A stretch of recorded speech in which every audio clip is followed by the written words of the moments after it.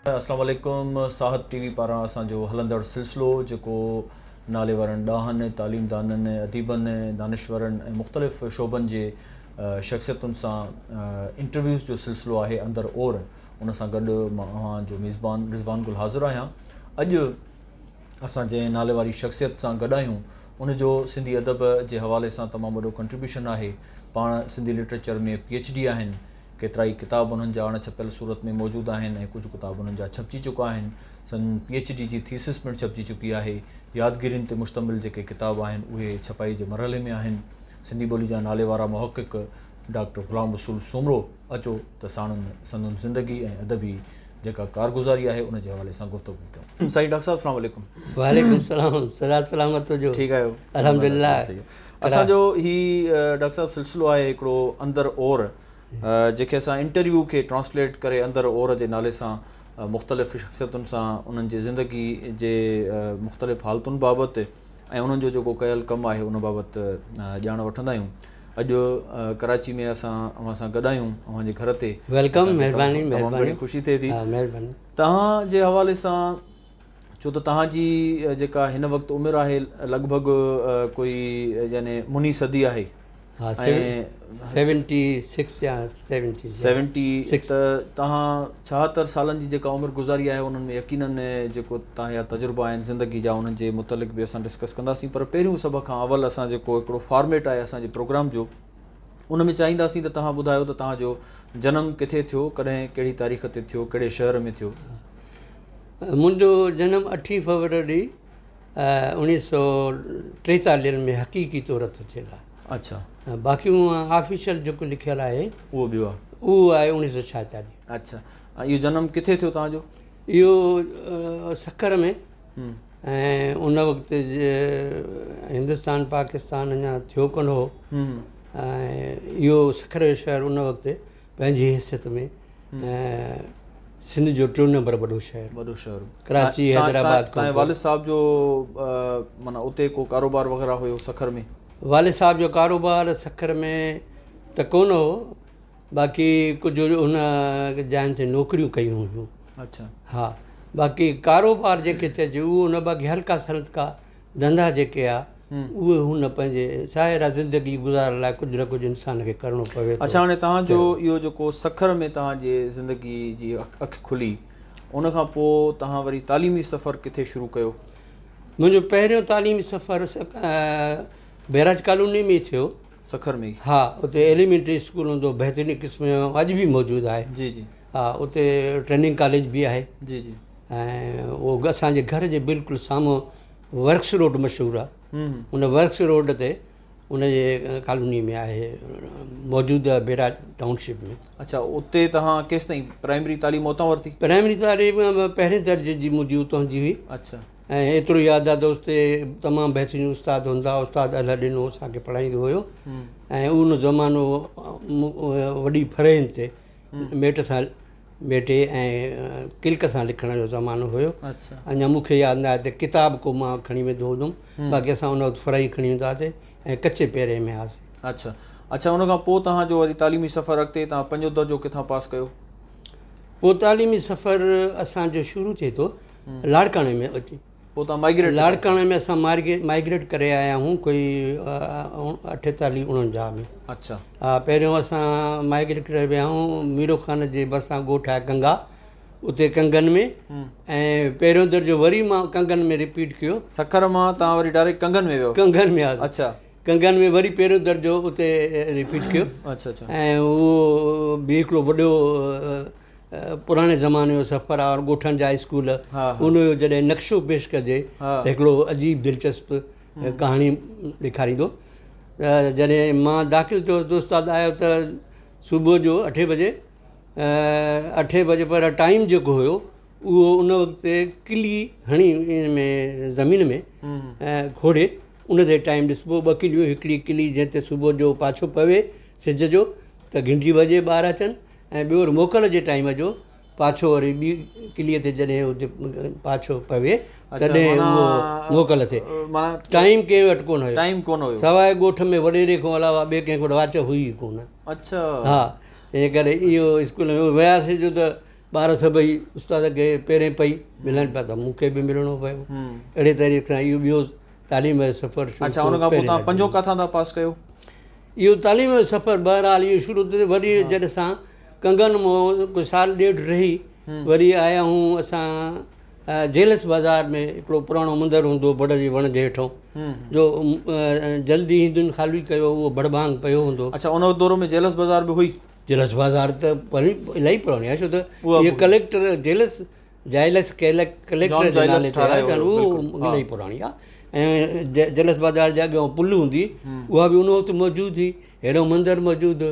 अच्छा, हाणे इहा पुल तव्हां मां सम्झां थो इहा ई था ॿुधायो जेका घाड़वा जे मथां जेका पुल हूंदी। सही। पोइ इते वरी पहिरियों दर्जो मूं पढ़ियो त पुल टपी परे पासे ॾे शाहबहारे जे ॻोठ में भुटन जे स्कूल भुटन जे ॻोठ में हबीब भुट आहे या को ॿियो, उन में प्राइमरी पहिरियों मां वरी पढ़णु शुरू कयो। छो त साल ॾेढ हिते रही असां मंदर में, वरी गजणपुर में हुन पासे ॾो गाड़ जे ॿिए पासे ॾो वञी वेठासीं त उतां असांखे उहो स्कूल विझो। अच्छा, मंदर में तव्हां रहंदा हुओ त माना उन दौर में असां ईअं चऊं त मतिलबु मंदर में मुस्लमान बि रही सघे पियो? मुस्लमान रही न, मंदर इन ज़माने में त ख़ाली आहे। अवेक्यू प्रॉपर्टी ट्रस्ट डिपार्टमेंट ई कोन ठाहिया त तंहिंजे करे जेके बि इमलाकूं ख़ाली हिंदुनि जूं थियूं। अच्छा, ख़ाली मंदर हुयो? हा, इमलाकूं जेके बि ख़ाली थियूं हिननि जूं उहे पयूं, उन्हनि में मंदर बि पिया, उन्हनि जा घर बि पिया। इहा लोकेशन जेका मंदर जी ॿुधायो था, इहा प्रॉपर लोकेशन माना इते हुई जिते पुल ठहियल? जेलस बाज़ार जो जेको दरवाज़ो आहे जिते हाणे वॾे वॾे नालनि सां लिखियलु आहे, इन जे बिल्कुलु साम्हूं। ऐं जीअं पुल ख़तमु थींदी, पुल हेठि अचे जॾहिं हिन पासे ॾेखारियो शाह मोहम्मद स्कूल आहे बिल्कुलु हिकु 100 मीटर वञिबो त उहो पुल ख़तमु थींदी। हिन पुल जे साॼे हथ ते मंदरु हुयो। अच्छा अच्छा, हाणे इन खां पोइ तव्हांजी वरी जेका अचे थी अंग्रेज़ी तालीम जो सिलसिलो, इन खां पोइ अञा इहो सिलसिलो हले थो। अच्छा अच्छा, इन खां पोइ अञा चोथों टियों दफ़ो मां प्राइमरी पढ़ियो आहियां। अच्छा, इन खां पोइ असां वरी अलीगढ़ाबाद में लॾे आया आहियूं। अलीगढ़ाबाद में वरी मां पहिरियों दर्जो साईं फैज़ मोहम्मद जे स्कूल में पढ़ियो आहे। अलीगढ़ाबाद में प्राइमरी स्कूल हूंदो उन में सही पहिरियों दर्जो पढ़ियो आहे। पहिरियों कचो पको पहिरियों हुते मां पढ़ियो। उन खां पोइ वरी 4 दर्जा पूरा करे ऐं 5 दर्जे में असां जॾहिं वेंदा हुआसीं त पहिरियों अंग्रेज़ी पढ़ंदा हुआसीं। स्टैंडर्ड्स माना तव्हां 3 फेज़िस में जेको आहे प्राइमरी तालीम? 4 फेज़िस में सखर, कंगा, गजणपुर, वरी अलीगढ़ाबाद। पंजो पोइ तव्हां अलीगढ़ाबाद मां पास कयो? जी। अच्छा अच्छा, इन खां पोइ हाणे तव्हांजे दौर में त हूंदो हो फाइनल अंग्रेज़ी? फाइनल असांजे दौर में हुयो, हा, पर जॾहिं असां फाइनल ॾे पहुचूं त उहो सिस्टम चेंज थी वियो, एजुकेशन सिस्टम चेंज थी वियो। अच्छा अच्छा, हाणे इन खां पोइ तव्हांजी वरी जेका प्राइमरी एजुकेशन खां पोइ आहे, पोइ बाद में सेकेंडरी एजुकेशन कहिड़े स्कूल में थिए थी?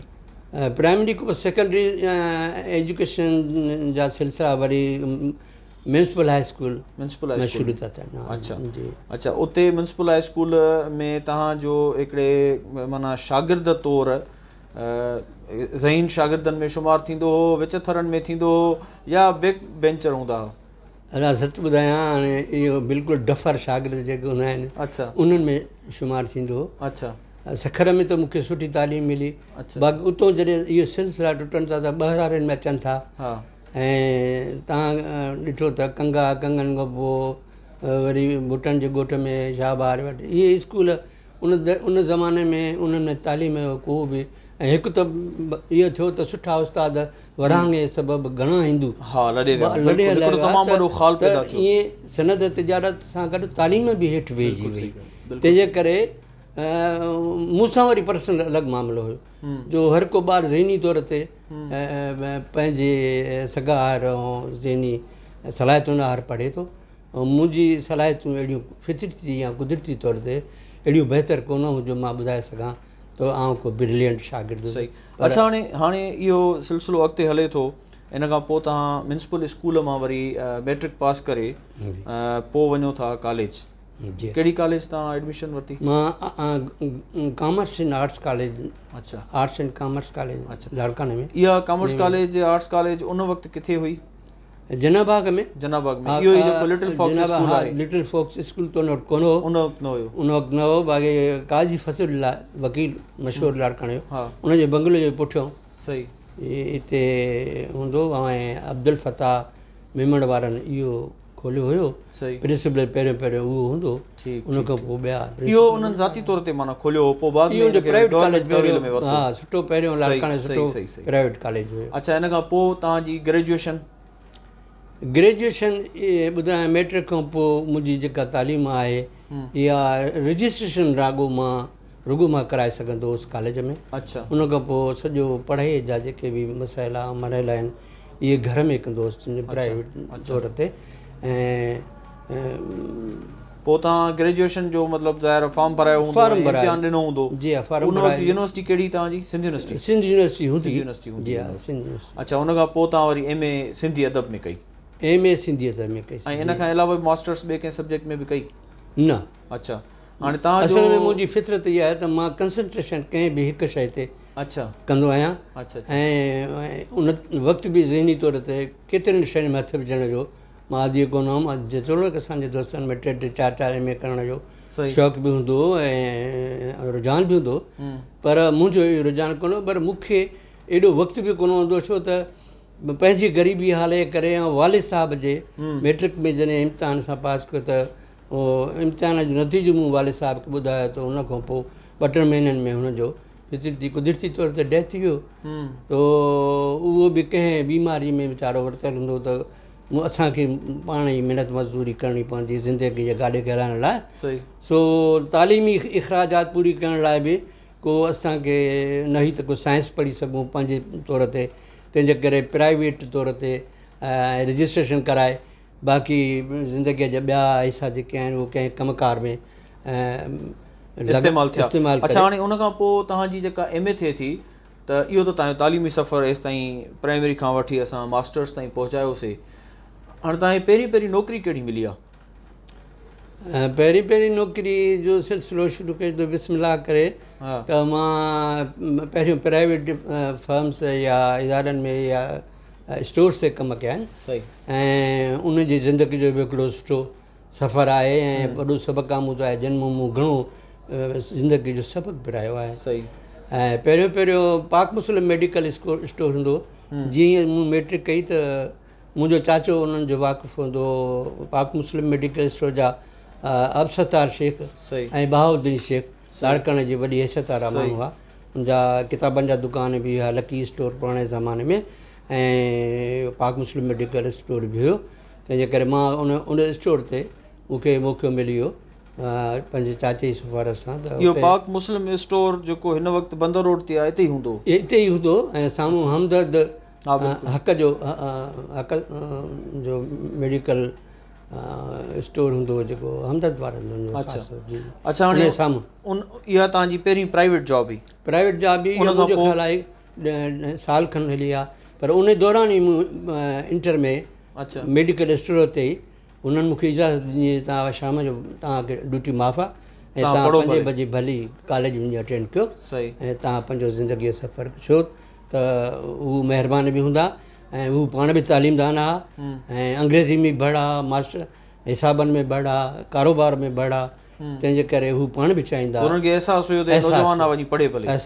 हुयो तालुकात बि हुआ तव्हां माना हिन जॉब जे दौरान इहा पढ़ाई जारी रखी उन खां पोइ तव्हां वरी पंहिंजो तालीमी सफ़र अॻिते वधायो पोइ ॿी जॉब तव्हांखे कहिड़ी मिली ॿी जॉब मां छा कयो जो असांजा इंटरव्यूज़ थिया उन वक़्तु DC लाड़काणे जो अंडर में थिया प्राइमरी टीचर्स जे लाइ उन्हनि में असां DC अब्दुल समी हो शायदि मुंहिंजो ख़्यालु आहे उनमें असांजा पंहिंजा जेके दोस्त आहे जेके इंटर में गॾु हुआसीं या पाड़े में जंहिंसां सुहिणा दोस्ती जा तालुकात हुया उनमें डॉक्टर बशीर अहमद शाद असांजो प्यारो दोस्त उहो बि शामिलु थियो ऐं मोहम्मद यूसुफ शेख ब्रिलियंट लाड़काणे जो हिकिड़ो शागिर्दु हुयो उहो असां 3 शागिर्द दाख़िल उहो इंटरव्यू ॾिनोसीं उन में असां 3 कामयाबु थियासीं उहो छाजो इंटरव्यू उहो प्राइमरी मास्टर लाइ प्राइमरी उस्ताद लाइ हा प्राइमरी उस्ताद लाइ हाणे उन प्राइमरी उस्ताद बशीर अहमद त उन खे एक्सेप्ट करे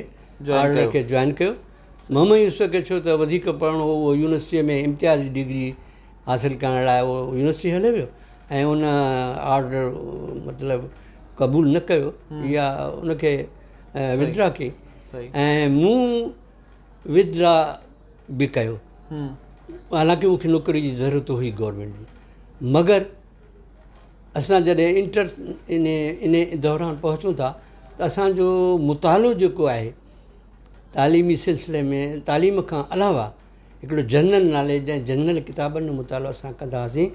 उन में मम यूसुफ असांखे केतिरा किताब फ़राहम कंदो, छाकाणि त असां उन ज़माने में हिकिड़ी स्टडी सर्किल ठाहे चुका हुआसीं। उन स्टडी सर्किल में रिसाला, अख़बारूं ऐं बुक्स पढ़ंदा हुआसीं। इहो हिकिड़ो हिसो हूंदो हुनजो। इन स्टडी सर्किल जो नालो यादि अचे थो? Sindh study circle.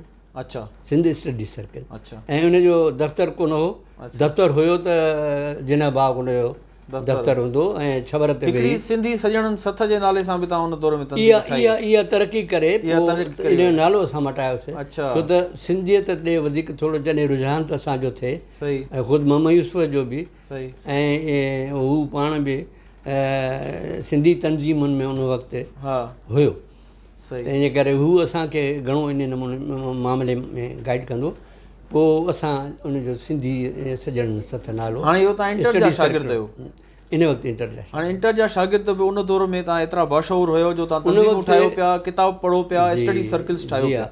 ऐं शाम जॾहिं थींदी ऐं शाम जो मग़रिब खां अॻु में रेल ईंदी कराचीअ खां पहुचंदी, बुलान मिल जेका वेंदी कोटा, इहा शाम जे टाइम पहुचंदी। असां सभई शाम जो रेलवे स्टेशन ते वेंदा हुआसीं, बुक स्टॉल ते। त जेके बि नवां किताब ईंदा, जेके बि अख़बारूं ईंदियूं या जेके बि रिसाला ईंदा, उन ज़माने में चटान रिसालो ईंदो हो, ख़ासि करे मम यूसुफ पढ़ंदो, काश्मीरी साहब जो हुयो। ऐं ॿियो रिसालो एन उर्दू साइकोलॉजिस्ट ईंदो। इहे ॿ किताब त उर्दू में हूंदा ऐं ॿिया सिंधीअ में मेरान या को ॿियो अहिड़ो या अख़बार डेली वठंदा हुआसीं। इहे 4-5 शयूं असां स्टेशन तां खणी अचे वरी पंहिंजो जिना बाग में पढ़ंदा हुआसीं, स्टडी सर्किल में पंहिंजे में, या उन खां पोइ वरी घर ॾे खणी वेंदा हुआसीं।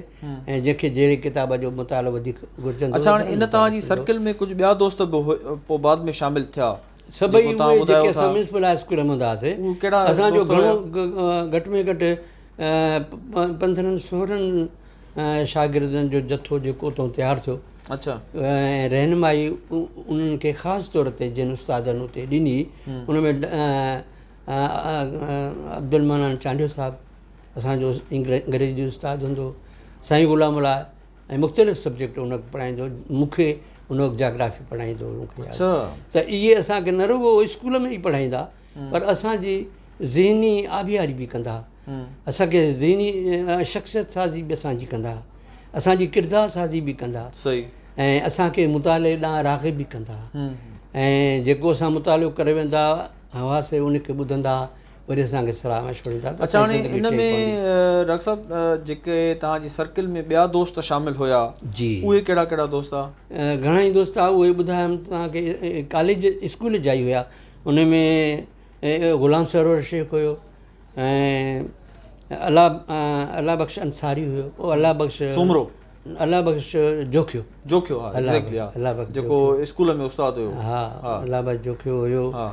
ऐं बशीर अहमद हुयो, मोहम्मद यूसुफ लगारी बि हुयो, मोहम्मद यूसुफ लगारी हुयो, ऐं मौला बख़्श भुट्टो साहब हुयो, ऐं मोहम्मद अयूब सोलंकी साहब बि तव्हां सां उन दौर में? मोहम्मद अयूब सोलंकी बि हुयो, ऐं ॿिया बि 2-3 दोस्त। अब्दुल मालिक बि हुयो, अब्दुल मालिक हुयो, ऐं ॿियो वारसी सईद अहमद वारसी, जेको मुसविर बि हुयो। ॿियो आख़िर में NED कॉलेज में फाइनेंस सेक्रेटरी बि। सही। NED कॉलेज में। सही।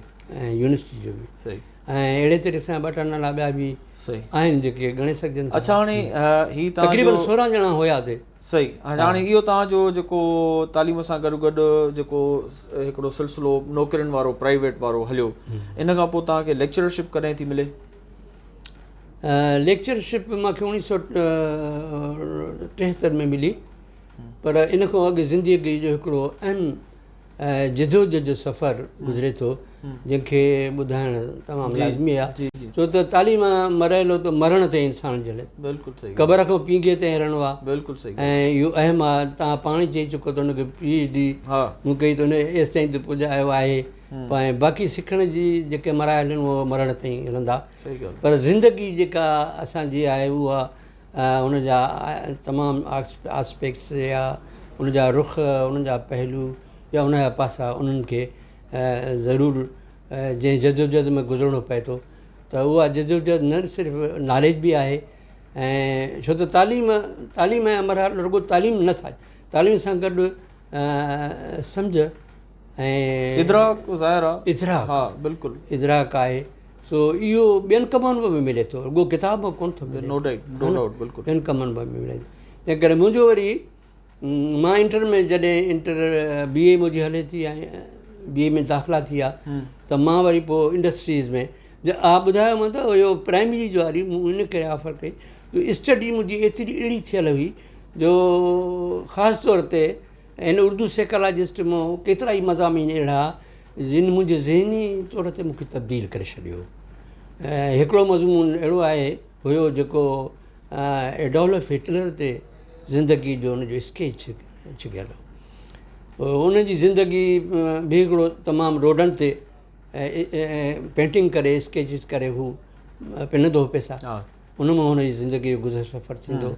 त अहिड़ी हार्डशिप खे माण्हुनि खे जॾहिं मथे चढ़णु ॾिठो इन्हनि माण्हुनि जे ज़िंदगीअ जो मुतालियो करे पोइ पाण खे बि हिकिड़ी माण्हूअ खे करे थींदी।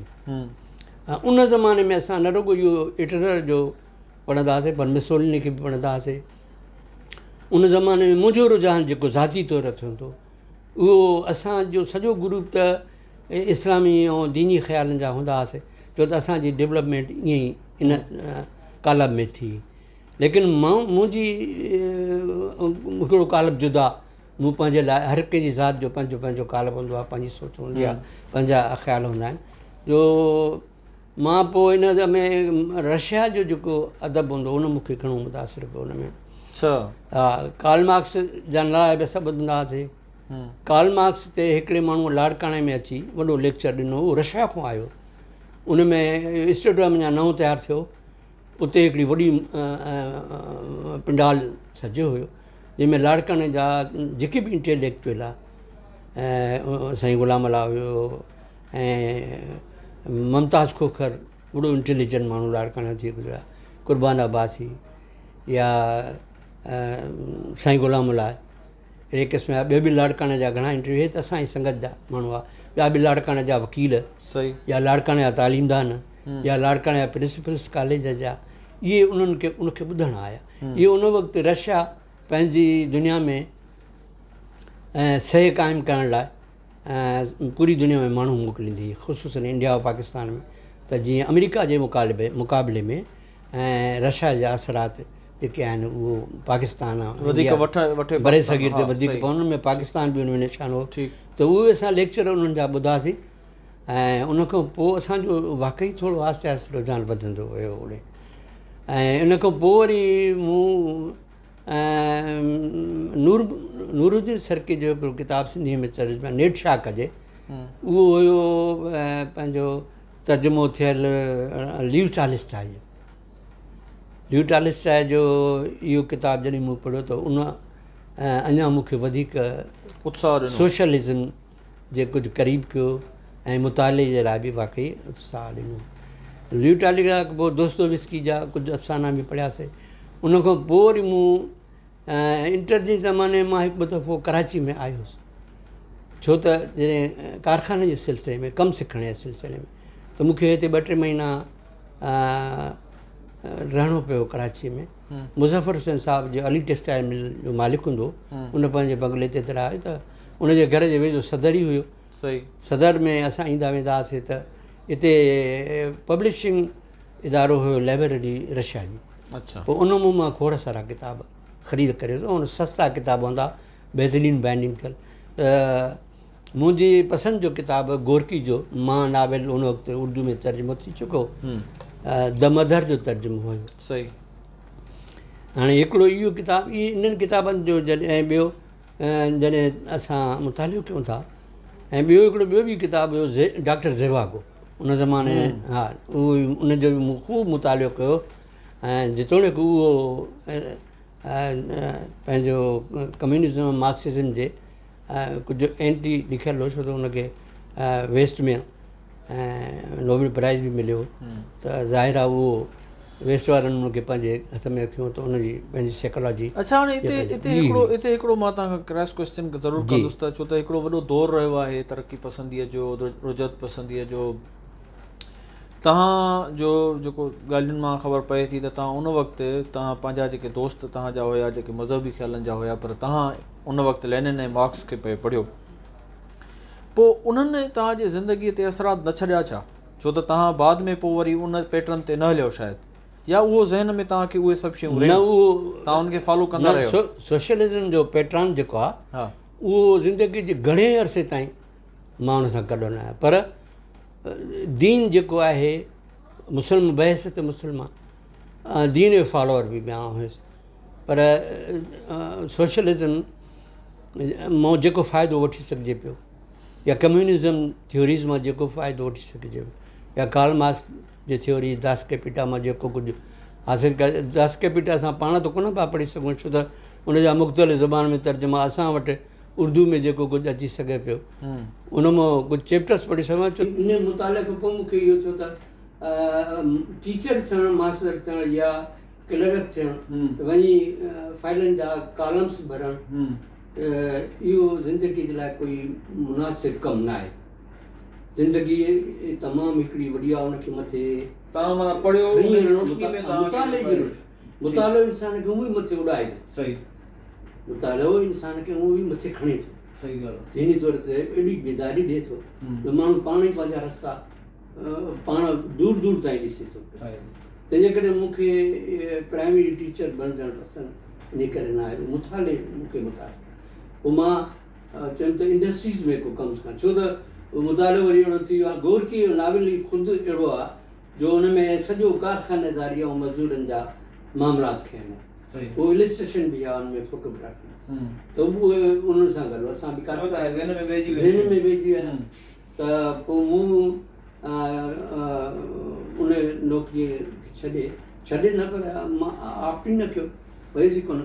ऐं textile mill, Ali textile mill में सिंध इंडस्ट्री लाड़काणे में उन वक़्तु नओं इदारो क़ाइमु थी चुको, ऐं उन में 3-4 कारखाना लॻा। उन में अली टेक्सटाइल मिल, मुज़फ़र हुसैन साहिबु, काज़ी फज़ला जो ADC कंहिं ज़माने में थी रहियो, ॾाढो ब्रिलियंट होशियारु माण्हू, ऐं उन क़ाइमु कई इंडस्ट्री।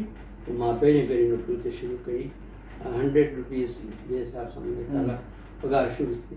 ऐं उन में बि मूंखे पहिरियों कमु जेको उहो मुंशीगिरीअ में हुयो, क्लर्की में हुयो, त काटन केतिरा था अचनि पिया, कपिड़ो केतिरो थिए पियो, माल केतिरो ॿाहिरि थो वञे पियो, बिल्टियूं कराइणियूं आहिनि, पर तव्हां टेक्निकल कमु सिखणु पिया। पर इन कम खे बि इहो साॻियो कमु हो जो मां जो हिकिड़ो टीचर थियां या क्लर्क थियां, त हीउ बि उहो साॻियो ई कमु आहे। पर मां जो ॾिठो त जेके अंदरि मशीन में कपिड़ो उणनि था पिया, ऑपरेटर्स आहिनि, उन्हनि जूं पघारूं बि 250 आहिनि, ऐं असां खणूं था 250 रुपया। ऐं उन्हनि वटि रुॻो स्किल आहे, पढ़ियल लिखियल माण्हू न आहिनि। ऐं उहो स्किल जेकॾहिं मां चयो मां हथु कयां, जेकॾहिं मां उन स्किल खे मीट कयां या उहो कमु मां सिखां, त पोइ मुंहिंजी पघार बि वधंदी ऐं थी सघे थो त। ऐं उन ज़माने में उहे ऑपरेटर्स जेके आहे उन्हनि जी पघार आहे। बाक़ी जेके जॉबर हिकिड़ो उन जे विच में ॿियो, पोइ जेको मशीनुनि खे ठाहींदो कंदो या सॻा धागा भरे ऐं ऑपरेटर्स खे ॾींदो, उनजी पघार बि 400-500 रुपया।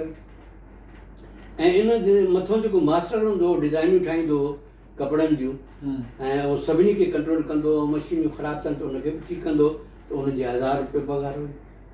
ऐं उन ज़माने में जॾहिं लेक्चरर जी पघार 250 हुई, त उन वक़्त में इंडस्ट्री जे मास्टर जी मशीन हलाइण वारे जी पघार 1000 हुई। तंहिं करे मूंखे मिल जे मालिक पाण मुज़फ़र हुसैन ई जॾहिं ॾिठो त हिन माण्हू जो रुझान आहे मुंशीगिरी करणु वधी मशीनुनि में वञी तूं बीहे अंदरि कारखाने में, तंहिंजे करे हिनखे मूंखे चयो त जेकॾहिं तूं इहो कमु सिखे त वाक़ई तुंहिंजे लाइ बहितर थींदो। ऐं मूंखे एतिरो बि चई तूं लेक्चर जेकॾहिं लेक्चरार थींदे त 250 रुपया पघार खणण जो भाउ, हे त 1000 रुपया खणनि था पिया। मां चयोसीं ठीकु आहे, तव्हां जेकॾहिं राज़ी आहियो त पोइ असांखे हिन खां वधीक ॿियो छा घुरिजे। त पोइ मां वरी उनजी इजाज़त सां, ऐं मैनेजर हुन वक़्तु कारखाने में हूंदो कलंदर बजी साहब लाड़काणे जो कलंदर शाइर बि हुयो बिल्कुलु ऐं उस्ताद बि थी रहियो, ॾाढो होशियारु माण्हू, ब्रिलियंट माण्हू हो। उहो मैनेजर हो हुनजी निगरानी में। असां मां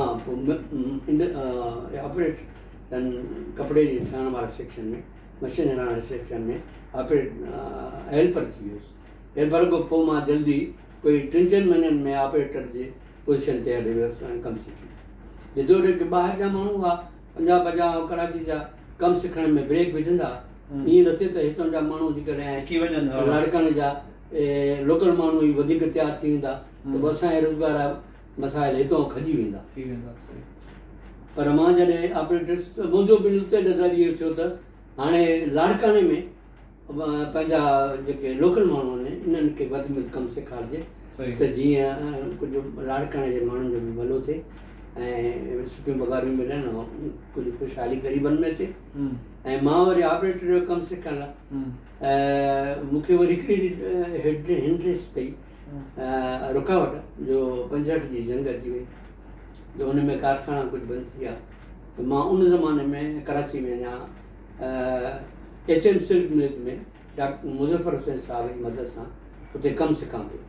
पोइ उहो उतां बि जॾहिं मिलियूं बंदि थी वियूं त 65 में असां वरी लाड़काणे मोटी आयासीं। वरी ॿीहर जॾहिं कारखाना थिया त वरी जिदोजहद नए सेट शुरू कयोसीं। राति ॾींहं कारखाना रहिया, जंग जे बंदि कयो पोइ वरी कमु शुरू थिया। त मूं इन कम खे पंहिंजो खयों त लाड़काणे वधि में वधि पंहिंजा नौजवान तयारु कजनि। जॾहिं कारखाने में वाक़ई मुंहिंजी महिनत सां ऐं हिकिड़ो अमीर बख्श भुट्टो ऐं उनजो वॾो भाउ, उन्हनि ॿिन्ही जी मदद सां बि, जेके मुज़फ़र हुसैन साहब जा माण्हू हुया, सिंधी हुआ उहे, उन्हनि जी मदद सां असां 3-4 जी मदद सां कोई 10-15 नौजवान तयारु थी विया जेके उन सां गॾोगॾु माशाअल्लाह पोइ सिंध स्मॉल इंडस्ट्रीज़ में कुझु तरक़ी बि थी। भुट्टे साहब जी पॉलिसीज़ कुझु अहिड़ियूं हुयूं ऐं पीपल्स पार्टी जो ॿिया बि कारखाना लॻा। उन ज़माने में कारखाने जो हिकिड़ो दौरु पैदा थी पियो आहे, हिकिड़ो सनती मतिलबु लाड़काणे में हिकिड़ो नओं इनकलाब अची वियो। त असांजे भरिसां हिकिड़ी नूर टेक्सटाइल मिल क़ाइमु थी जेका मोहम्मद खोजे क़ाइमु कई। इहो जेको अब्दुल गनी खोजे जो सालो हुयो। अब्दुल गनी खोजो कंहिं ज़माने में लाड़काणे जो सियासी लीडर हो ऐं वॾो चमड़े ऐं खननि जो वॾो वापारी हो, जंहिंजो कुंड ते बंगलो आहे चौक ते कहिड़ो चौक? पाकिस्तान चौक न हो, ॿियो चौक जो मच्छी मार्केट आहे। बंगलो जो हूंदो खोजा कंदा बि कमु इहो हुया खलनि जो। हिते ई मोहम्मद यूसुफ उन सालो हूंदो, उहो न्यू टेक्सटाइल मिल उन खां। ॿियो हिकिड़ो कराची जो अब्दुल गफ़ूर, उहो बि पंजाब खां आयो शायदि, उन बि गफ़ूर टेक्सटाइल मिल क़ाइमु कई।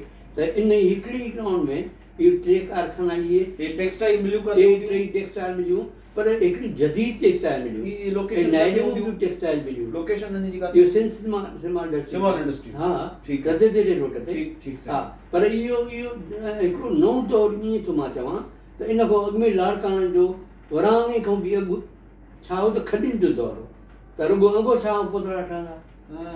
हा, ॿी का इंडस्ट्री कोन, ॿी का वॾी इंडस्ट्री कोन्सर्ट टेक्सटाइल मिल इंडिया जे ज़माने जी हुई, पर उहा बि खॾियूं हुयूं, उन में कपिड़ो ठहंदो हो, जेके कोसर मिल महल हो तो जी हा, उन में बाफ़्तो या अहिड़े क़िस्म जा ॿियो थधो कपिड़ो ठहंदो हो, उहो कोसर मिल आहे वॾी इंडस्ट्री। सही, त इहे पुराणियूं हुयूं। बाक़ी ही जदीद टेक्सटाइल मिल उन्हनि जी, इहा कोसर मिल कंहिंजी हूंदी?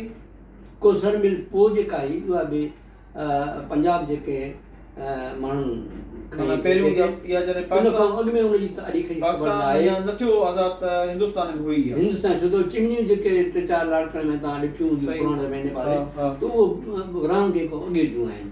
सही, हा, इहे कारखाना ऐं इन में टेक्सटाइल मिल में पोतड़ा अंगोछा ऐं ॿियो बाफ़्तो या सादा कपड़ा, पर ही दौरु जेको हो ऑटोमेटिक मशीन जो दौरु हो, हुयो हिकिड़ियूं वीविंग मशीन, ऐं वीविंग मशीन जो दौरु लाड़काणे में तब्दील थी हिकिड़ो वार्प नेटिंग हुनखे नए जदीद दौर जी मशीनुनि खे वार्प ऐं निटिंग।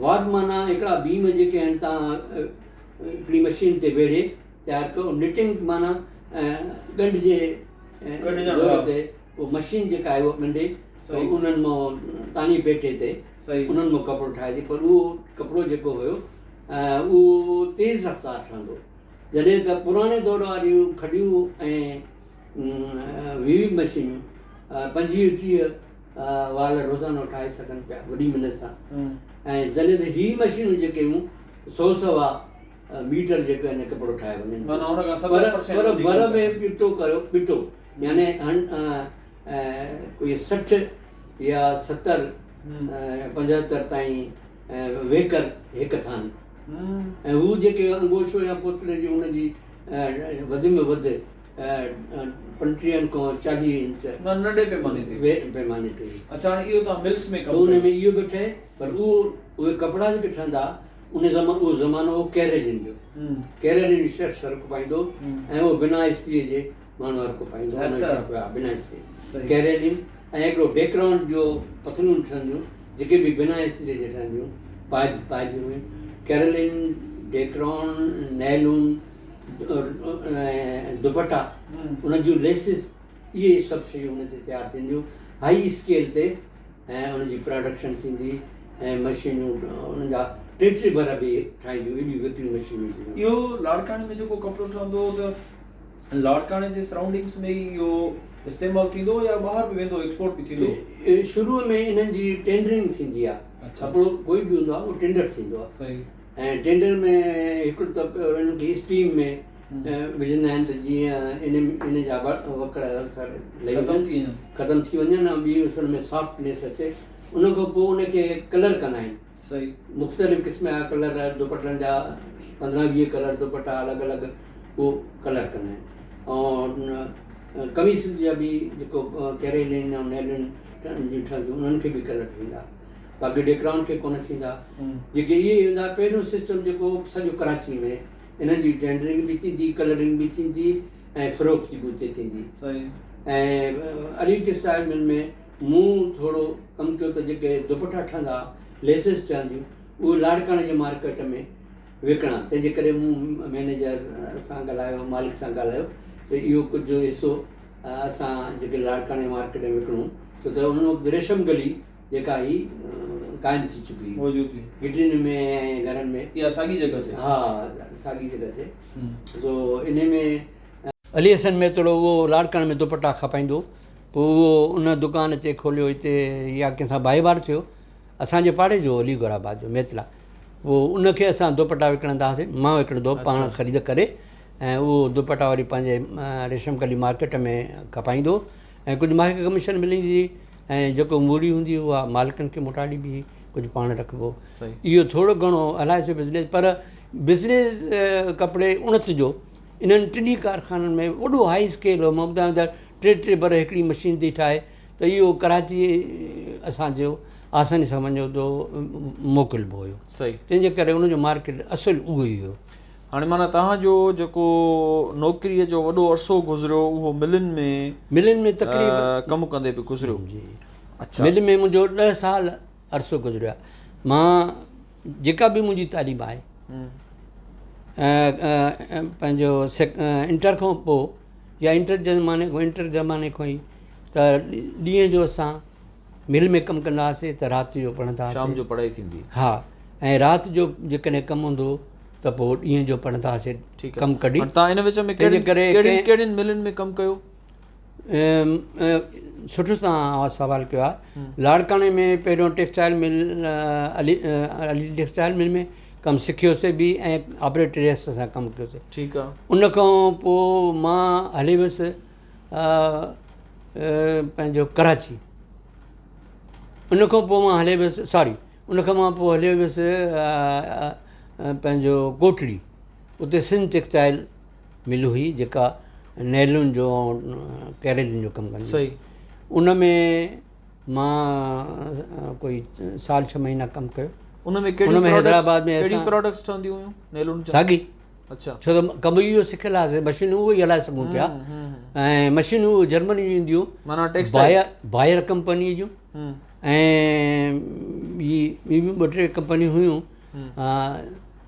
उन्हनि जूं मशीनियूं हूंदियूं, उहे साॻियूं मशीनियूं पाकिस्तान में ईंदियूं, उन खां अलावा हिकु बरताने जी बि कुझु हुयूं, कराची में उहे लॻल हूंदियूं कुझु बरताने जो कमु में। बाक़ी अक्सर HM सिल्क मिल्स इन जो वॾे में वॾो मर्कज़ हुयो, कोई 25-30 उते लॻल हा, जेके हाई स्किल ते। उन खां अलावा ॿी बि हिकिड़ो डॉबर सेक्शन हूंदो आहे जिते वॾियूं वॾा पर्दा बि ठाहे सघजनि था, उन्हनि जूं बॉर्डर ऐं डिज़ाइनियूं, उन्हनि जी वरी उहा डॉबर मशीन उन जा डिज़ाइनियूं अलॻि ठाहींदी। पर इहे सभु कम वरी HM सिल्क मिल्स में थींदा उन 64-65 जे ज़माने। ऐं मां उहा HM सिल्क मिल मां 66 में कोटड़ी में ई न, इहा कराची में, इहा कराची में। 1965 में मां उते कमु कयो कोटड़ीअ में। ऐं कोटड़ीअ में कमु करण खां बाद साल ॾेढ खां पोइ इहो जंग जो ज़मानो हुयो, वरी वापसि आया। जॾहिं वरी कमु शुरू थी विया, जीअं मां अॻु में ज़िक्र कयो, त वरी मां कराची में वधीक स्किल खे अपग्रेड करण लाइ कराची में साॻी HM सिल्क मिल में आयुमि। ऐं 66 जे शुरू वारे ज़माने में, उन ज़माने में मूं वटि ड्यूटी कार्ड बि पिया आहिनि, हिन वक़्तु मौजूदु आहिनि। ऐं शेरशाह में रहंदा हुआसीं, वेझो हुयो। पहिरियों मां शेरशाह में रहंदुमि, उन खां पोइ वरी HM सिल्क मिल जे भरिसां फिल्म स्टूडियो हुयो, उनजे भरिसां ई SIT साइट जेका ऑफिस हूंदी, वॾी साइट ई न इहा एरिया, इंडस्ट्रियल एरिया साइट ई। इन में इन जे हिकिड़ी पंहिंजी फ्लैट सिस्टम हा, रोड ते ई हबीब बैंक चौंक ते। पोइ उते किन दोस्तनि जे लाड़काणे जे अनवर आरी जो हूंदो दोस्त, उते उन में ऑफिसर हो। पोइ उन जे फ्लैट में मां पंहिंजे दोस्तनि जे आछ ते उते वञी रहियोसि, ऐं उहो मिल जे साम्हूं हूंदो। पोइ मां HM सिल्क मिल्स में कमु कयुमि। कोई सुठो जॾहिं स्किल मुंहिंजो थी वियो, जॾहिं वरी लाड़काणे में सुठा कम, वरी इंडस्ट्रियूं पंहिंजा कमु शुरू थी वई, प्रोडक्ट्स। त पोइ वरी मां वियुसि त नूर टेक्सटाइल मिल में हलियो वियुसि मां, छाकाणि त मूंखे पघार वधीक घुरिजनि। नूर टेक्सटाइल मिल बि होॾे सिमाल इंडस्ट्री ॾे हुई। सिमाल इंडस्ट्री में अली टेक्सटाइल मिल सां भित गॾु हुउसि। हा, स्किल मुंहिंजो बहितरु थियो। ऐं कराची में मां उन वक़्तु कोई 150 पघार खणंदो हुउसि, जॾहिं त लाड़काणे में मां 90 रुपया पघार खणंदो हुउसि। जॾहिं मां 150 खयुमि त मां जॾहिं नूर टेक्सटाइल में आयुमि, तॾहिं मां वधीक जी घुर कयुमि। मुंहिंजो कराची में मूंखे अञा बि 250 मिलनि था ईअं, त तव्हां बार्गेनिंग, त तव्हां मूंखे 200 रुपया ॾियो महीने में। त पोइ उन्हनि मुंहिंजी 200 रुपया पघार शुरू कई, त मुंहिंजे लाइ तमामु बहितरु थी पियो। ऐं साल 6 महीने में 250-300 थी वई। उन वक़्तु मूं अॻु में अर्ज़ु कयो त लेक्चरर्स जेके आहे उनजी बि आहे एतिरी पघार ई, त इहा मुंहिंजी स्किल सुठो थियो, महिनती। ऐं नूर टेक्सटाइल मिल मुंहिंजी लाड़काणे में आख़िरी मिल हुई, पर उन में हिकिड़ो वॾो इनकलाबी माण्हू आख़िर में दौर में आयो, सलीम अहमद, ख्वाजा सलीम अहमद। उहो असल में भाउ ई हुयो मोहम्मद यूसुफ जो, ऐं सालो हुयो अब्दुल गनीअ जो। ऐं उहो पर वॾो पढ़ियलु लिखियलु माण्हू हो। कराची में शुरूअ में जॾहिं सिंध अदबी संगत ठहे थी, ऐं अयाज़ हुसैन कादी पहिरियों सेक्रेटरी, अयाज़ हुसैन कादी साहिबु पहिरियों सेक्रेटरी हो। ऐं गाॾी खाते कराची में कादरी साहिब जे घर ते मीटिंग्स थींदियूं, ऐं उन मीटिंग्स में उहो माण्हू करस्पॉन्डिंग बि कंदो हुओ, अंग्रेज़ी सॼी करस्पॉन्डिंग। कादरी साहिबु पाण मूंखे चवंदो जिते ज़रूरत पवंदी असांखे त असां उनजो कराईंदा हुआसीं। इहो साॻियो माण्हू हैदराबाद में बि पंहिंजो हमीद सिंधीअ सां गॾु हूंदो। हा, हमीद सिंधी रिसालो कढंदो हो रूर रियाण में। सलीम अहमद जेको हो उन ॿांह ॿेली हो। इहो पंहिंजे भाउ जे मरण खां पोइ इन अचे मैनेजर इनखे कयूं, ऐं उहो पाण हिकिड़ो सोशलिस्ट ऐं कम्यूनिस्ट टाइप जो माण्हू हुयो, तक़रीबन लादीन माण्हू हुयो, मज़हब खे पासे ते रखंदो हुयो। हा, सही। ऐं पर उनजे हथ में मां वार एंड पीस किताब टालिस्टाय जो जॾहिं बि अंदरि कारखाने में ईंदो, वार एंड पीस किताब हुन हथ में हूंदो, या ॿिया किताब मुतालो उन जो तमामु वॾो हुयो, ऐं हमेशह उन किताब हथ में ईअं हूंदो हो, मुतालो राति ईअं कंदो। तव्हां उन सां गॾु उन मूंखे गुफ़्तगू का थींदी? जी हा, इल्मी हवाले सां उन सां मुंहिंजी गुफ़्तगू थींदी।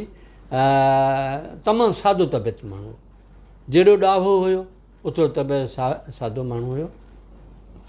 उन सां गुफ़्तगू मुंहिंजी ईअं थींदी त कॾहिं कॾहिं हुनजी आदत हूंदी त शाम जो 4-5 बजे साइकिल ते ईंदो अलमदीना होटल में चांहि पीअण ईंदो, पाकिस्तान चौक ते। पाकिस्तान चौक ते।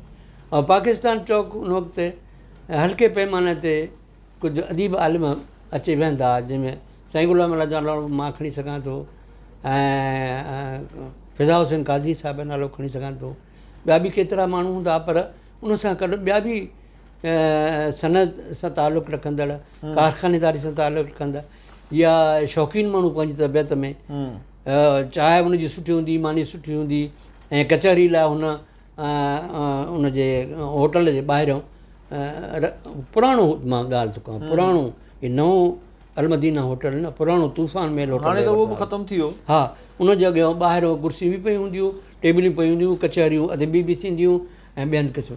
त उन सां मुंहिंजी उते कचहरी 2-3 थियूं, ऐं मूंखे पोइ चवंदो तव्हां अचो होटल में मिलंदा कयो। उते पोइ उन सां इल्मी गुफ़्तगू थोरी घणी थींदी, छो त उते पोइ कारखानेदारी जा कमु ॻाल्हियूं न। अच्छा, हाणे तव्हां इहा नूर मोहम्मद मिल जेका आहे आख़िरी तव्हां मिल जी नूर टेक्सटाइल मिल, नूर टेक्सटाइल मिल में, उन खां पोइ तव्हांजी हीअ जॉब थिए थी लेक्चरशिप। उन खां पोइ मां मिल में 10 साल कमु करणो। हिकिड़ो वॾो उते ॿियो कारनामो असां सरअंजाम मूं ॾिनो ज़ाती तौर ते, उहो उन्हनि ई मुतालनि कम्यूनिज़म ऐं सोशलिज़म ऐं प्लस ॿियनि मुतालनि ज़िंदगीअ जे लीडर्स जे, त ज़िंदगी में को कमु हिते बि वॾो कमु करे वञिजे, त मां यूनियनिज़म खे उते पहिरियों क़ाइमु कयो। यूनियनिज़म खे उते हथी ॾिनीसीं। पहिरीं मां यूनाइटेड वर्कर्स यूनियन नूर टेक्सटाइल मिल में ठाही, जंहिंमें अली टेक्सटाइल मिल जा ऑपरेटर्स, मशीन ऑपरेटर्स, नूर टेक्सटाइल जा ऐं गफूर टेक्सटाइल जा 3 वॾी असां हिकिड़ी 20-25 ॼणनि जी मीटिंग्स जेके असांजियूं थियूं। हाणे इहे 3 टेक्सटाइल, गफूर, नूर ऐं ॿी कहिड़ी था चओ? गफूर, नूर ऐं अली टेक्सटाइल। इहे 3 लाड़काणे जूं हुयूं, लाड़काणे साॻी जाइ बिटी सां गॾु। अच्छा, इन्हनि सभिनी मज़दूरनि जी तव्हां यूनियन ठाही पहिरियों दफ़ो? यूनियन मां तयारु कयो उन्हनि खे पहिरियों ज़हनी तौर ते सभिनी खे, छो त असुलु दोस्त जेके हुआ सभु ॿाहिरारियुनि जा, सही, या त वलीदनि जा, उसे पासे जा, इहे लाहौरी मोहल्ले जा घणो करे, ऐं अहिड़े रहमतपुर जा, ऐं अहिड़े नौजवाननि खे पोइ तयारु करणु। पर हिकिड़ी ॻाल्हि ई अची निकिरे, भुटे साहिब जो दौरो सोशलिज़म जी घणी आहे कई, माण्हू पीपुल्स पार्टी में घणा अची कुझु सोशलिज़म जा सोशलिस्ट ज़हनिया थी पिया, त मज़दूरनि में इहो वरी थोरो वधीक लाड़ो हुयो। पोइ उन्हनि खे तयारु कयोसीं। असांजूं मीटिंग्स ज़्यादातर बाग़नि में ई थींदियूं, को असांजी ऑफिस कोन हूंदी, घणी सभु ग़रीब तबिके जा माण्हू, मज़दूर तबिके जा माण्हू। तव्हां हुन में असांजी मीटिंग्स ज्ञान बाग़ में थींदियूं। उते तव्हां छा थियो हुन में, उहिदो कहिड़ो मिलियो? जॾहिं असां पहिरीं वॾी मीटिंग कईसीं तॾहिं पहिरीं चूंडियूं कराईसीं, त उन मूंखे जनरल सेक्रेटरी चूंडियो वियो, ऐं ॿियो असांजो दोस्त भुटो, हिन वक़्तु मूंखे नालो यादि नथो अचे, पर पंहिंजी याददाश्त यादगिरियुनि में हुनजो नालो ॾिनो आहे। उहो बि शहर में लाड़काणे में रहंदो, तो असां पंहिंजो उन यूनियन खे यूनाइटेड वर्कर्स यूनियन नालो ॾिनोसीं,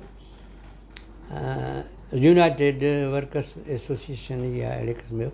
पोइ उनखे असां हैदराबाद में पंहिंजो रजिस्टर बि करायोसीं। पोइ माशाअल्लाह असांजी वॾी कामयाबु हुई उहा।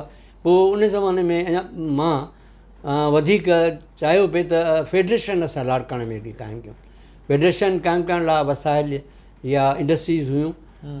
हाईसेंस वारनि हिकिड़ी वॾी इंडस्ट्री क़ाइमु कई, जेका लाड़काणे में जिते जेल आहे, नओं जेल ॿाहिरि, इन जे भरिसां एॾे क़ाइमु कई हुई। हिते त बल्ब जी इंडस्ट्री हूंदी आहिनि कराची में, हाईसेंस जा बल्ब ठहंदा कंहिं ज़माने में, उन्हनि ई पोइ भुटे साहिब जे चवण ते वॾी इंडस्ट्री क़ाइमु कई, जेका होज़रीअ जो कमु बि कंदी शायदि। ऐं ॿी यूसुफ शाह जीलानी ते वॾी इंडस्ट्री लॻी हुई कपह जी धागे ठाहिण जी, जंहिंमें कोई 1000-1,500 माण्हू कमु कंदा हुआ। हा, यूसुफ शाह जीलानी जी मशहूरु। ऐं टी वरी उन जा निशान ई कोन्हनि के हाणे, जी हा, बर्बाद थी वई। टी वरी मंगी वूलिन मिल क़ाइमु थी, उहा बि भुट्टो साहिब जो दोस्त हो ऐं भुट्टे साहिब बि उनखे केतिरनि परमिट्स ॾिनियूं, मशीन जूं सहूलियतूं ॾिनियूं हूंदियूं, उहा बि इन रते जहिड़े रोड ते ठही। त इन्हनि टिनी मिल जे मज़दूरनि सां मुंहिंजी मुलाक़ातियूं थींदियूं, प्लस लाड़काणे शहर में ॿीड़ियुनि ॿाधनि जी हिकिड़ी वॾी यूनियन हुई, उन्हनि सां बि मां शहर में अची मुलाक़ात करे उन्हनि जे ॿीड़ियुनि ॿाधनि वटि उन्हनि जे भांडनि ते ऐं कारखाननि में वञी उन्हनि सां कोलेबरेशन जो हिकिड़ो माहौल तयारु करे। तव्हांजो छो त असां ॻाल्हियुनि खे अॻिते हलाईंदा हलूं, इन करे तव्हां वटि घणियूं ॻाल्हियूं आहिनि, तव्हां खां घणियूं ॻाल्हियूं पुछणियूं बि आहिनि। कोशिशि कंदासीं त पंहिंजो मुनासिबु टाइम में उहे सभु ॻाल्हियूं तव्हां खां पुछी वञूं। ज़ाहिर आहे ज़िंदगी जो लंबो सफ़रु आहे, उन में 2 कलाकनि जी गुफ़्तगू या कलाक जी गुफ़्तगू त इंतिहाई नंढड़ी आहे। तव्हां जेको इहो सॼो महिनत वारो सफ़रु कयो, इहे तव्हां ट्रेड यूनियन्स ठाहियूं, उनखां पोइ तव्हां जॉब्स कयूं प्राइवेट, उनखां पोइ तव्हां सरकारी जॉब में आयो ऐं तव्हां लेक्चरर थियण लाइ उन कमीशन हूंदी या डायरेक्ट अपॉइंटमेंट थींदी हुई? लेक्चरर थियण लाइ उन वक़्तु पब्लिक सर्विस कमीशन बि हुई, उनजो वजूद बि हुयो। छो त 17 ग्रेड उन वक़्तु 17 ग्रेड कोन आहे, उन असांजे ज़माने में क्लास 1, क्लास 2 ऐं क्लास 3 जॉब्स हूंदियूं। हीअ छाजी हुई? हीअ क्लास 1 जी जेका बाद में 17 ग्रेड में कन्वर्ट थी हुई। ठीकु। ऐं इनखे हासिलु करण लाइ बि असांखे वॾा पापड़ करणा। असां 1970 में असां मास्टर्स कईसीं ऐं असांजो दोस्त बशीर अहमद शाद, उहो मूंखां 1 साल अॻु में हुयो, लेक्चरर थी चुको मूंखां 1 साल अॻु में तालीम जे तालीम जे हा, पर लेक्चरर मां हुन खां अॻु में थियो। उहो प्राइमरी सेक्शन में हुयो। सही। पोइ असां उन ज़माने में असांखे ख़बर पई 72-70 जे आख़िर में, आख़िरी ॾहाके में त कराची में इंटरव्यू थियणा आहिनि सिंधी लेक्चरशिप लाइ, ऐं ॿियनि बि सभिनी शोबनि में 300-400 जायूं आयूं, बॉटनी में, केमिस्ट्री में, फिज़िक्स में, हर शोबे में। पर असांजे सिंधी सेक्शन में बि कोई 50-60 जॉब्स आहिनि, जंहिंमें 20-19 कराची में हुयूं ऐं ॿियूं बाक़ी सखर सेंटर ते सिंध जे सॼी सिंध आहे, ॿियनि जे हिसनि लाइ उतां बि माण्हू जीअं वेझो सखर में इंटरव्यू ॾेई ऐं कामयाबी हासिलु कनि। पर असां उन खां अॻु में जॾहिं मिल में ई हूंदा हुआसीं तॾहिं मूसा आर्ट्स कॉलेज जो प्रिंसिपल हूंदो हुओ साईं अब्दुल मनान चांडियो साहिबु, असांजो उस्ताद बि रही चुको हो उन खां अॻु में कॉलेज में, उहो स्कूल में। पोइ असां उन सां मां मिलियोसि ख़ासि तौर ते, ऐं असांजो दोस्त बशीर अहमद शाद बि ऐं मौला बख्श भुट्टो बि, त असां उन खां का मदद वठूं। हुन चयो मां रुॻो तव्हांजी मदद इहा करे सघां थो, तव्हां मुंहिंजे कॉलेज में अची पंहिंजो प्रैक्टिस कयो, पीरियड्स वठो। पोइ असां टी उते कुझु वक़्तु पीरियड्स वरिता हुआसीं ऐं पंहिंजो ज़हन असांजो तयारु थी वियो बाक़ाइदे ऐं तजुर्बो हासिलु थी वियो। पर मूंखे उन ज़माने में जॾहिं साईंअ खे इहा ख़बर बि, साईं अब्दुल मनान चांडे असांखे चए त यार कराची में इंटरव्यू थियणा अथव, तूं मूंखे चयईं पर्सनली त तूं कारखाननि में हिननि में रही ऐं अॻु में बि कराची में रहीं थो, 64 खां मां वेंदो रहियां कराची में, तूं 2-3 दफ़ा वियो बि आहे, तंहिंजे करे इंटरव्यू थियणा थी कोई फेबरवरी जे पहिरें हफ़्ते में वञी तूं कराची में इंटरव्यू ॾे। त पोइ मां साईं जे चवण ते ऐं इंडस्ट्रीअ मां छॾे ऐं कराची में अचे इंटरव्यू ॾिनो। उन ज़माने में असांजा गवर्नर जे हिकिड़े ख़ासि आर्डर तहत हिकिड़ी कमीशन सेक्रेटरी जे एजुकेशन जे सेक्रेटरी जी नज़रदारी में या अथॉरिटी हेठि क़ाइमु थी, उनखे अख़्तियार ॾिना विया त उहे लेक्चरशिप जी अपॉइंटमेंट करे सघनि था। उन्हनि जे लाइ कमीशन जेका क़ाइमु थी, उन्हनि बि पंहिंजा कमेटियूं ठाहियूं सभिनी सब्जेक्ट लाइ।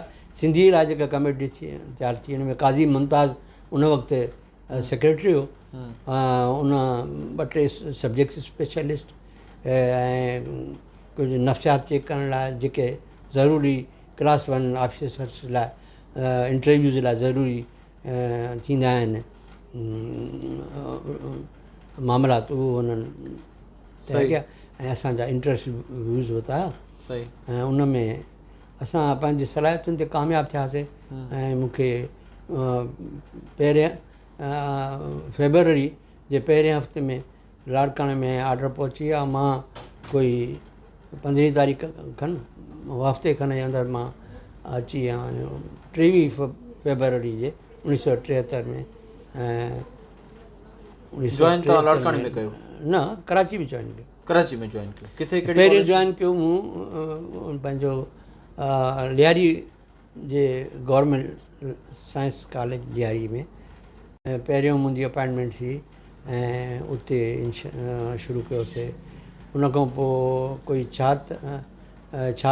पुराणी बिल्डिंग हुई टेलरी रोड ते 1976 में वरी असांजी नई बिल्डिंग तयारु थी पुराणे हाजी कैम्प में जेका हिन वक़्तु मां सम्झां थो त यूनिवर्सिटी जो दर्जो हासिलु करे उन वक़्तु तव्हां कॉलेज में जॾहिं लेक्चरर तौरु जॉइन कयो आहे सिंधी जे त तव्हां खां सीनियर कहिड़ा माण्हू हुया तव्हांजे डिपार्टमेंट में उन वक़्तु सीनियर असांजे डिपार्टमेंट जी उन वाहिद माण्हू कोई कोन हो तव्हां हिकिड़ो माण्हू अच्छा हा बाक़ी प्रिंसिपल अब्दुल समो साहिबु हुयो ऐं ॿिया बि AR पंहिंजो आयर साहिबु हुयो KS आयर ऐं ॿियो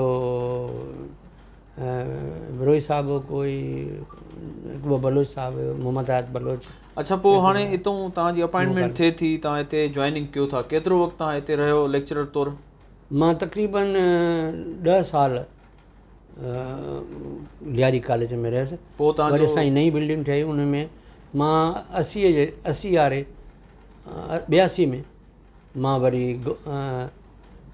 इन कॉलेज खे छॾे ऐं दिल्ली कॉलेज में ट्रांसफर कराई कराई अच्छा उनजा बि उनजे पुठियां बि तव्हांजो असिस्टेंट प्रोफेसर जो प्रमोशन कॾहिं थियो केतिरे वक़्त खां पोइ थियो मुंहिंजो दिल्ली कॉलेज में थियो 15 सालनि खां तक़रीबन 15 सालनि खां 15 सालनि खां तक़रीबन पोइ तव्हांजी वरी दिल्ली कॉलेज में ई पोस्टिंग रही मुंहिंजी दिल्ली कॉलेज में ई पोस्टिंग जॾहिं हुई सही उते ई मां थियोसि उते ई थियो हा पर मुंहिंजे हेॾे अचण जा असबाब इहा त मुंहिंजी 75 में कराची में शादी थी चुकी सही 75 में त पोइ ॿार जॾहिं असांजा ॼावा त मूंखे जॾहिं अञा प्राइमरी में ई हूंदा या सेकेंडरी में जॾहिं आया त मूंखे ख़्यालु हो त हाणे इन्हनि जी तरबियत ऐं तालीम जा जेके आहिनि मसाइला मरहला उन्हनि खे अहिड़े पैमाने ते खणिजे जो असां खां उहो ज़िंदगीअ में को बहितर नताइज ॾेई सघनि अच्छा हाणे शादी तव्हां पंहिंजे माइटनि मां कई धारियुनि मां कई किथां कई शादी पहिरियों त मूं कोशिशि कई त पंहिंजे ॻोठ में लाड़काणे में ई थिए पर हिते कंहिं सबब खां न थी सघी पंहिंजनि में बि को रिश्तो न हुयो पर ॿियनि धारनि में बि जॾहिं ॾिसूं पिया त उते बि मुंहिंजे लाइ शर्त शुरू त शराइत कुझु अहिड़ा हुजनि पिया जो उन सां मीट न पिया करे सघूं बयानु करण जे क़ाबिल बि न आहिनि उहे ॻाल्हियूं तंहिंजे करे पोइ इहे मुक़दर ऐं क़िस्मत जा मामलात आहिनि ऐं लाड़काणे में असां को वक़्तु कुझु साल लाहौरी मोहल्ले में रहियासीं लाहौरी मोहल्ले में जंहिं जाइ में रहियासीं उन में अॻु में असांजो दोस्त काज़ी ममायत जन रहंदा हुआ अच्छा उहा ई जाइ मूंखे ॾेई हलिया विया त जंहिं मालिक जी हूंदी उनजो घर बि असांजे भरिसां हूंदो पोइ उन्हनि सां असां फैमिली टर्म्स हूंदा उन्हनि वटि छोकिरी हुई जेका असांजी पसंदि जी हुई असांजी वालिदी जो त असांजा फैमिली टर्म्स सां गॾु ई रहंदा हुआसीं अलीगोराबाद में आयासीं पोइ बि असांजा पंहिंजी जाइ ठाहीसीं पोइ बि उन्हनि सां फैमिली टर्म्स रहिया त असांजो ख़्यालु हो त उतां उन्हनि जो बि ख़्यालु हो उन्हनि ई पाण असांखे ख़्यालु ॾेखारियो पर कुदरती ॻाल्हि आहे त उते असांजो हुननि खे रिश्तो को पंहिंजे ख़ानदान मां कंहिं ऑफर कई त ओॾे मुड़ी विया ऐं असांजी वरी उन सां दोस्ती ॾाढी हूंदी उनजो पंहिंजो सिद्दीकी नालो ज़हीरुद्दीन सिद्दीकी उनजो पुटु हुयो जिन सां असांजा तालुकात हुआ पर उन सां मुंहिंजी दोस्ती हूंदी मां हुनजे घर उते कराची में बि ईंदो हुयुमि अच्छा तव्हां शादी 75 में कई 75 में कई इंचुली सोसाइटी में रहंदासीं अच्छा जॉब मिलण खां 2 साल पोइ हा अच्छा हाणे तव्हांजा ॿारड़ा घणा आहिनि हाणे मुंहिंजा ॿारड़ा माशाअल्लाह 5 आहिनि 5 आहिनि हा 3 पुट आहिनि, अच्छा 2 नियाणियूं आहिनि। माशाल्लाह। हा उहे छा कनि? उहो माशाल्लाह वॾो पुटु जेको मुंहिंजो आहे उहो नालो हुनजो आ, वॾे फर्ज़ंद जो? अमजद सुमरो। हा अमजद सुमरो NED यूनिवर्सिटी जेको मास्टर्स कई अथई मैकेनिकल में। छो त मूंखे मैकेनिकल में मां 10 साल रहियुसि त मूंखे इहो इरादो ख़्यालु हूंदो त जेको औलाद हूंदी त मां बि उनखे को टेक्निकल या मैकेनिज़म में मैकेनिकल कोई तालीम ॾियां। उन में मास्टर्स कई आहे ऐं उहो हाणे सऊदी अरब में कराची सऊदी इलेक्ट्रिक में मेंटेनेंस इंजीनियरिंग आहे ऐं हिन वक़्तु अबाहा में। ॿियो नंबर फरहान सुमरो आहे। उनजो लाड़ो मेडिकल ॾे हुयो त उहो जामशोरे में मेडिकल कॉलेज में लियाकत मेडिकल कॉलेज में। पोइ मेडिकल यूनिवर्सिटी जॾहिं थी उन ज़माने में उन फाइनल कई उन मां जामशोरे मां। पोइ पर उहो उनजो लाड़ो वरी कराची में जॾहिं हिते आयो त पोइ उनजो ख़्यालु थियो त उनजा मामा अॻु में ई कैनेडा में वञी चुका, उते सुठी जॉब करे चुका। उहो उनखे ख़्यालु थियो त ओॾे मां कैनेडा वञा। हा त पोइ उहो उनखे हितां उन डिप्लोमा पंहिंजो सेल्समैनशिप में ऐं सनती कुझु मामलनि में कुझु